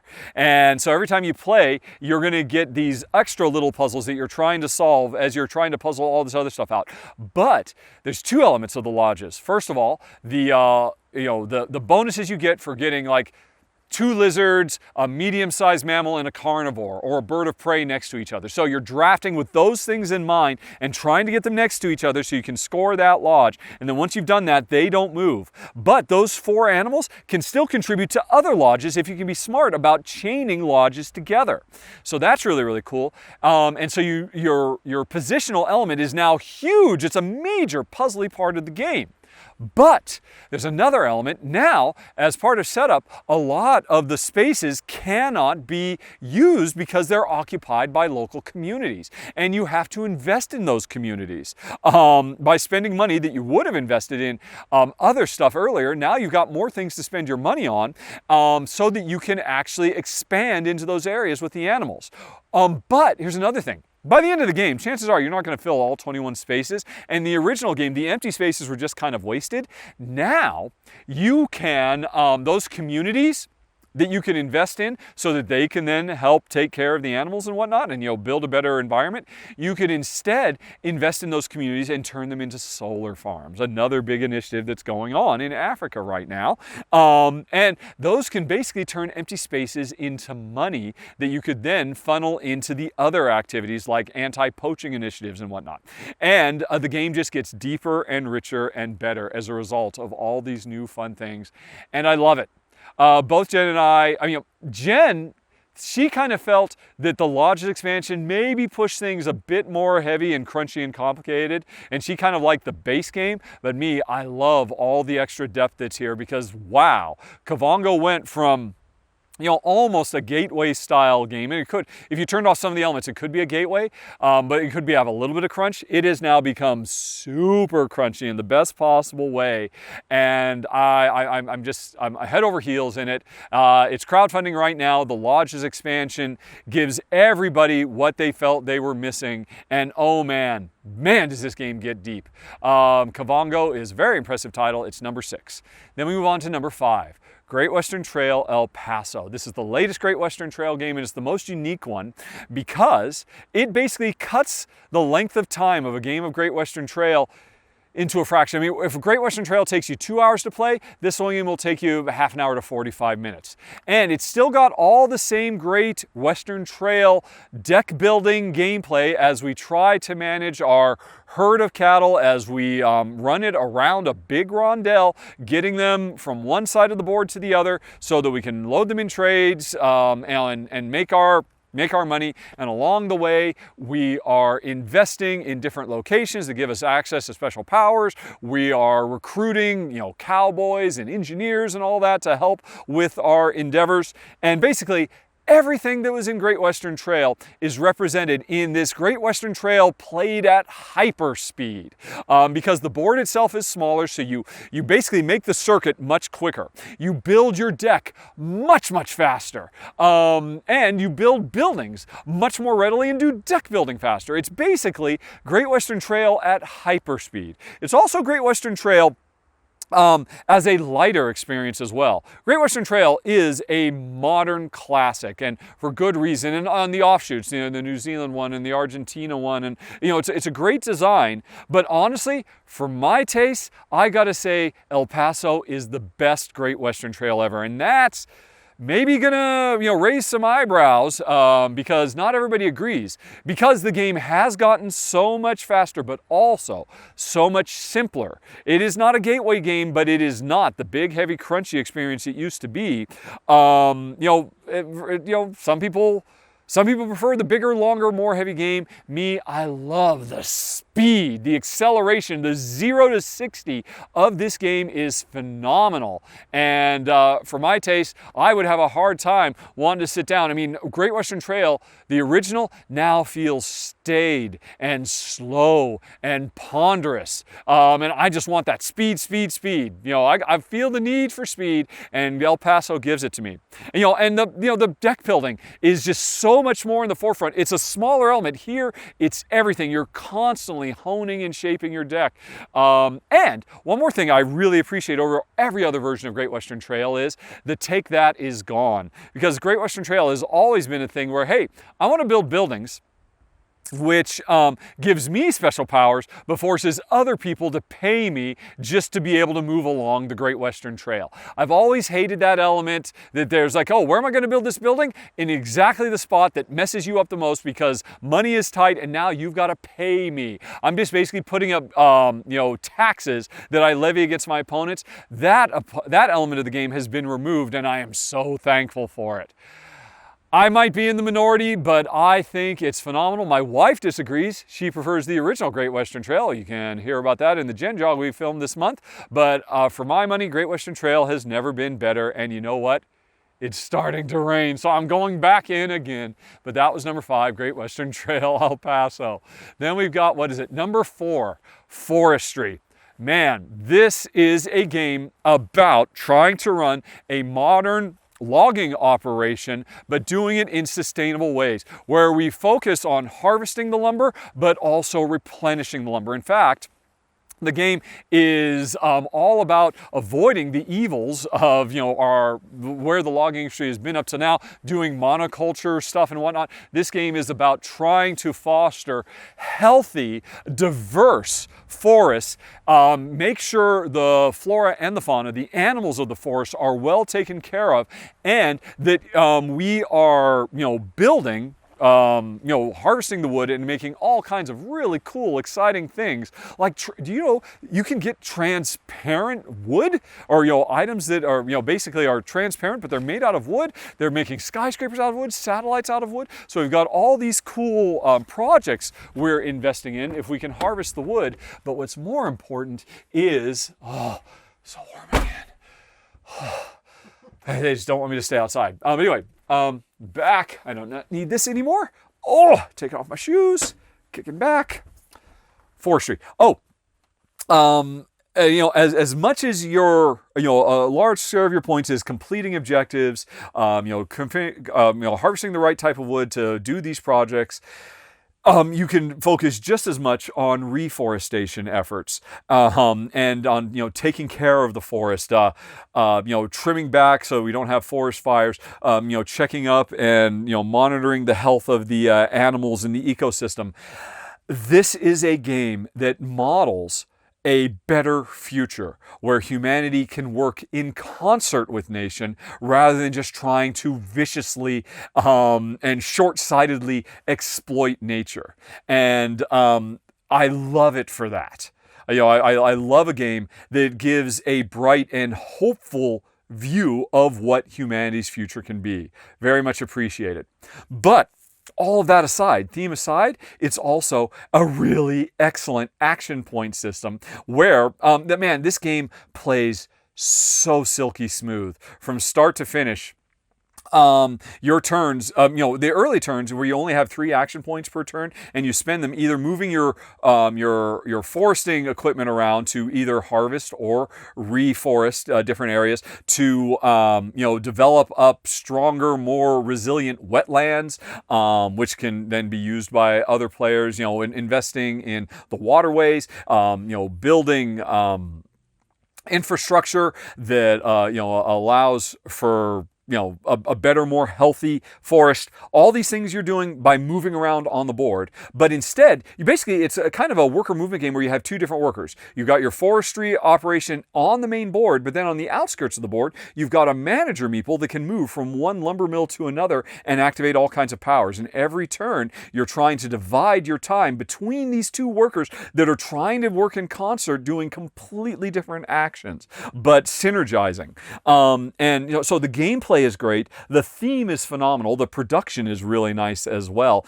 And again, it's just so heartening to see a better way that humanity can go about, pursuing, all the stuff that we want to make a better life for everybody, but we don't have to do it at the expense of nature. We can do it in concert with nature, which is what really makes me so fond of number 4 of the month, Forestry.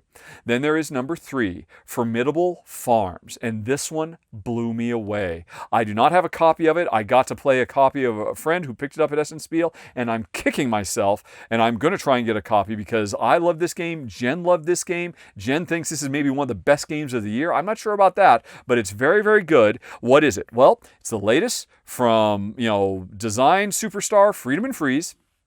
And it is a game where we are running a farm, a formidable farm, and it's a worker placement game where there's a central dial. On my turn, I've got a single worker that represents me. I'm going to move from my current spot to a different spot to either harvest, what were they? Tomatoes or cucumbers, pigs, sheep, and grain. Or draw another card. Because here's the deal. Each of us, as part of setup, gets a deck of cards that represents local villagers who need our produce. And, these are basically contracts to fulfill. In the beginning of the game, I think we draw, and most of the time we have 3 cards in our hands, if I recall correctly. No, you start with 4, and then you can only draw when you get the opportunity to draw. Yes.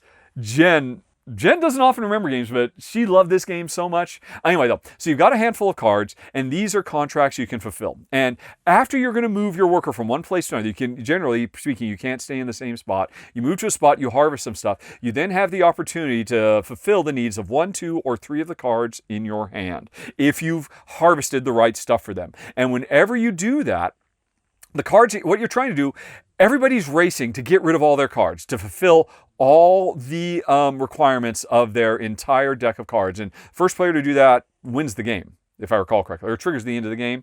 Maybe wins the game. I don't remember that. But anyway, that's what we're racing to do as fast as we can. So, and the thing is, whenever we complete one of these cards that needs, a sheep and 2 cucumbers or whatever it might be, these cards all have cool special powers that do various and sundry things, like let you convert stuff to other stuff, harvest extra things, move around, stand still, which normally you have to move, but you can stand still and do things, take bonus turns, but most importantly, draw more cards from your deck. The most powerful thing you can do with this card is draw more cards from your deck, because the bigger a hand of cards, the more flexibility you have and the more combos you can start creating. Because remember, you can fulfill 1, 2, or 3 of your cards in your hand. And what you want to do is get the right combination of goods from the harvesting worker placement action to be able to fulfill these contracts in like a combo chain where they feed each other and, just ping off each other, and it's really satisfying when you can pull that stuff off. But there's one more element I haven't mentioned. In addition to the cards you've got in hand, there's also a collection of villager contract cards that are on display that anybody can fulfill. And why would you do that? Because you're racing to fulfill all your own stuff. The ones out on the main board, those don't help you get the job done. Here's the trick. Often, I don't have the stuff that I need to fulfill the ones in hand. But if I fulfill that contract that's out on the main board, it will let me convert these other things into the other thing that lets me do 2 of the ones that are in my hand. And so the combo chains you can get in this game are so satisfying when you can pull them off. And the longer the game goes and you get like these big collections of stuff, because every turn you're always moving around and harvesting more resources, but then trying to fulfill as many contracts as possible. And just the sheer variety that are on these contract cards of the powers you can get that can combo with each other is phenomenal. This, I'm sure, is probably for both Jen and me, going to be one of the best Freedom and Freeze designs of all time. It is top 3, up there with Fine Sand and the politics one. Jen really loved the politics one. I can't remember the name of it. Copycat. But anyway, it is fantastic. And I'm sorry I do not have a run through of it, as I do not have a copy of it because I was dumb and did not get a copy. I am going to get a copy of this game, make no mistake. And so maybe in the coming months you'll be able to see it in action on the channel. But if not, I don't know what James is showing on screen right now, but there'll be a link for it down in the show notes so you can see it in action. This is one of Freedom and Freeze's best designs ever. There were a couple little things, a couple of vagaries with the rules and the iconography, but those are minor inconveniences for what is such a phenomenal. It's a very busy month with a lot of really amazing games, but Formidable Farms comes in at number 3. Then we've got number 2. Ants, and I loved this game. It is a phenomenal worker placement game where we are controlling a colony of ants, trying to spread out into the countryside, set up pheromone trails of scavenging ants, exploring, dealing with bigger bugs than us like centipedes and millipedes and whatnot, getting to the far reaches where there are huge benefits if we're the first player to occupy, and basically expand our little ant kingdom. And unlike most other ant colony civilization games, there is no player versus player in this game. No direct attacking. We just have to fight, the other big bugs that are out there. So I really appreciate it for that, because most of the time, I love the idea of, an ant colony simulation is just perfect for board games because of, the reality of how these incredible industrious little creatures work together for the common good. That's great for game design. But they almost always have them attacking each other and vying for dominance in the backyard and all that. But in this game, there's opportunity cost. If somebody else might explore, that might be a good thing for me because I've got a bunch of scavengers or harvesters in that area. So you explore, you reveal the stuff, you get your benefits, I get my benefits for my harvesting guys. Or there's kind of more symbiotic relationships between players, which I very much appreciate.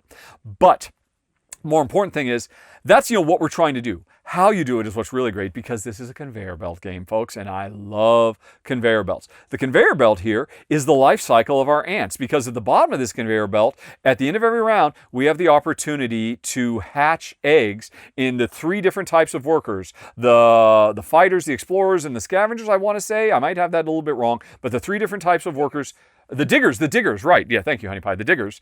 They go into the different slots, and then they all slide up to the next section where they're growing into the pupa, and we have to feed them. And if we don't feed them, they are lost. And then, as they move up again in the next round, they become the future generation of workers. So, I am already at all times thinking 3 rounds ahead for what workers I'm going to have to be able to do those actions 3 rounds from now, because they got birthed 3 rounds previously, and then I had to tend to them and care for them as they grew into full-grown adults, and then I can have them go out and do stuff like explore the backyard, or, as my wife pointed out just off screen, they go digging to make a bigger den for us. Because the other big element of this game is the cards. This is one of those games with a big, fat, juicy deck of cool cards with all kinds of cool special powers. You know, like Terraforming Mars has popularized this idea of the big brick of cards that are all full of all these cool things. But the thing is, you get these cards, to be able to play them, you have to, each one of these cards represents a room in your colony. So you have to dig out and make size 1, size 2, or size 3 rooms, which gives you all kinds of bonuses as you, make your colony bigger. But then you can install these cards that give you instant or ongoing or in-game benefits. And again, there's so much variety from the cards, and that combined with the really excellent worker placement that is driven by a conveyor belt, and then the very live and let live world exploration and exploitation. Everything about this game is fantastic. If this doesn't make a lot of top 10 lists for the year, I don't know what's going on. I think it's phenomenal. It's the second best game we played this month. It's Ants.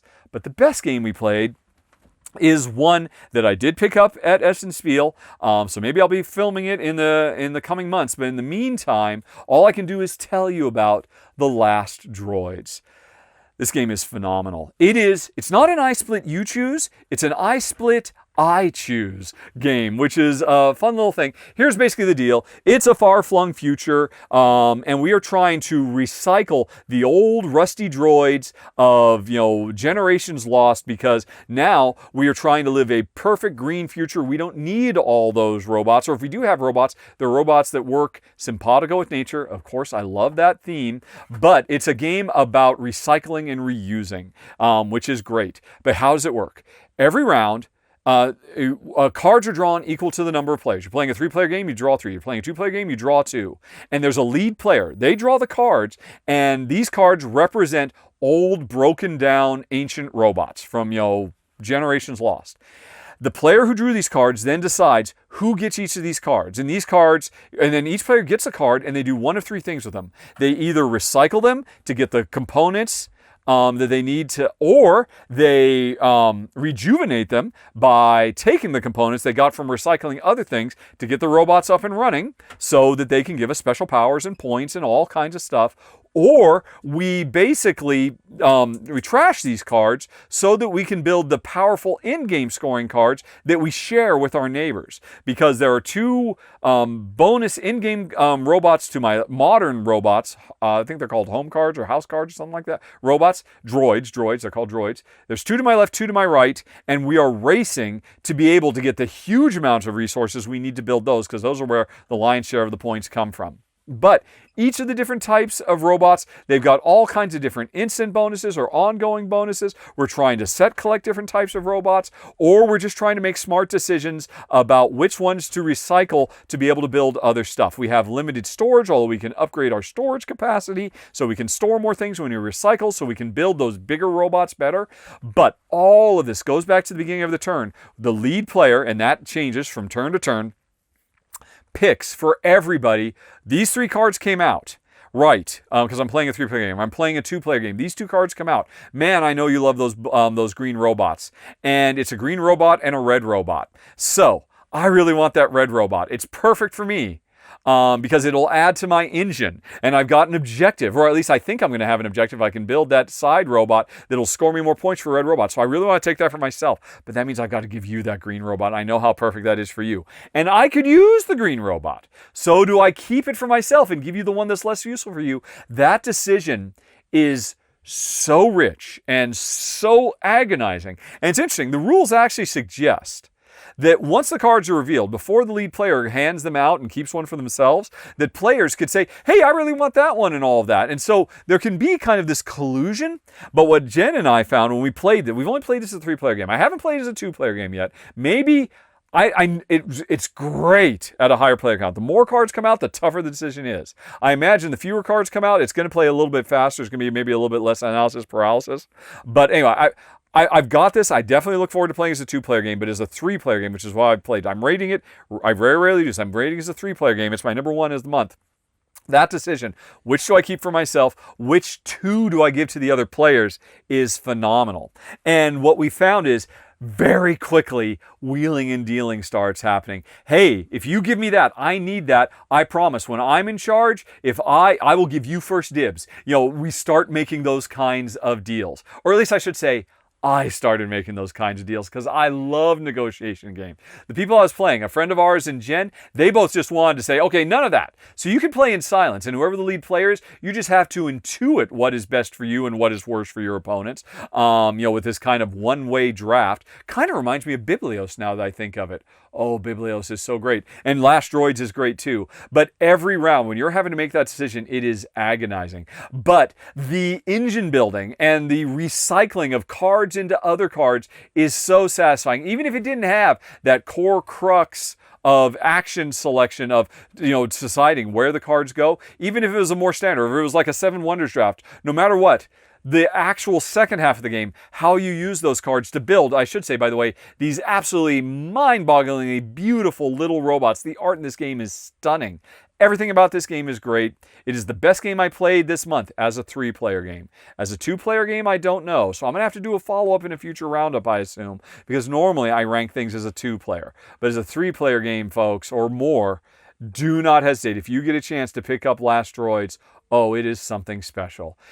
And that is it, and I am standing up, and here's a couple of snoozy pups, and we've got to get ready because we're driving to Strasbourg today, folks. Did I mention that right up front? I feel like I started recording this a million years ago, and I barely remember what is happening, but we've got to hit the road and have more adventures. Anyway, it was a great Essenspiel, a great month of a lot of really, really great games, and hopefully you enjoyed this. And let me know what you played in the month of October. Thanks as always to James for putting all this together. Sorry it was a little bit more piecemeal as I kept having to move in and out because the weather was not being very forgiving. But folks, I will see you again for another roundup next month. And I'm going to call it right there. Thanks for watching, everybody. Talk to you later. So long. Bye-bye. And you can click something that's on screen over there, right? Because we're done.